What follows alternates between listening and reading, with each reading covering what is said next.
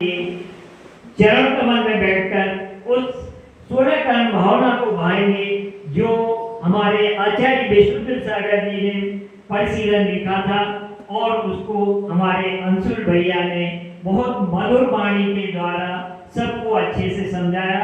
उसका चिंतन करते हुए हम सब लोग ध्यान में बैठेंगे। कैसी है वह 16 कर्ण भावना जो दर्शन को शुद्धि आदि प्रशस्त 16 कर्ण भावना तीर्थंकर प्रतीकी बंधक है। भावना भावनाशनी होती है, वैराग वर्धिनी होती है। सभी भावनाएं भव्यता का उपादेय है। भावना से ही मुक्ति का द्वार खुलता है।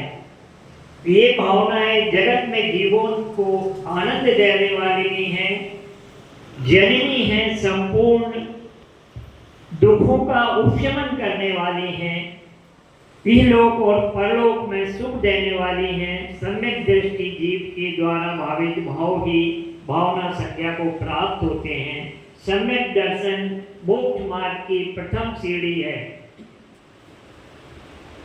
दर्शन विशुद्धि भावना प्रथम भावना है जिसे हम समीचीन श्रद्धा या सम्यक दर्शन भी कहते हैं। इसी की विशुद्धता दर्शन विशुद्धि है जो 8 गुणों से सहित होती है, 8 मन से रहित होती है, 3 मूर्ताओं से रहित होती है। ऐसे दर्शन विशुद्धि भावना का ध्यान करते हुए हम अपनी आत्मा में उस सम्यक दर्शन को पाने का प्रयास करेंगे। जैसा नाम है दर्शन विशुद्धि, ऐसे 16 कर्ण भावना का जैसा नाम है वैसे ही उनका काम है। मतलब वो जैसे यथा नाम तथा गुण है उसके, जैसे विनय सम्यकता, देव शास्त्र गुरु धर्मी जनों के प्रति योग्य आचरण द्वारा आदर सत्कार करना विनय संपन्नता है। हम चतुर्वेद संघ का देव शास्त्र गुरु का आत्मा के साथ लगकर पूर्ण आदर सत्कार करें, विनय करें। जैसे तद्बंदे गुण लब्ध है, जिस प्रकार हम दूसरे के गुणों का चिंतन करते हैं। क्यों करते हैं? क्योंकि वे गुण हमें प्राप्त हो। इसी प्रकार शील वृद्धि शरणातिचार भावना तीसरे नंबर की भावना जो 5 महाव्रत सत्य अहिंसा औचर्य ब्रह्मचर्य परिग्रह ये शील व्रत कहलाते हैं। इनका निरातिचार पालन करना,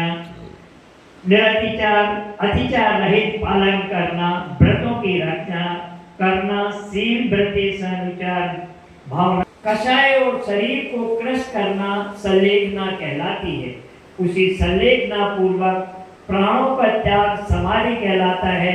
संयम साधना पूर्वक उचित समय पर आगम के अनुसार प्राणों का छोड़ना साधु समाधि कहलाती है। चतुर्विध संघ रत्नत्रय के आराधक हैं और उनकी यथा योग्य सेवा सत्कार करना वैयावृत्ति कहलाता है।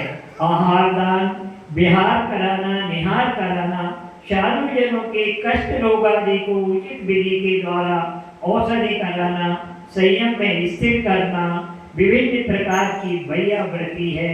की अनंत भक्ति भावना है और अनंत चतुष्टय में विराजमान है। ऐसे वेयार्हन जो शिष्यों को शिक्षा दीक्षा प्रदाता निर्दोष रीति से 6 आवश्यकों और पंचाचार का स्वयं पालन करते हैं और अपने शिष्यों को पालन कराते हैं। ऐसे आचार्य जो मेरु के समान है, 100 मूर्ति आचार्य भक्ति भावना है। अब हम बाहुश्रुत भक्ति भावना को ध्याते हैं जो 12 अंगों के पारगामी हैं।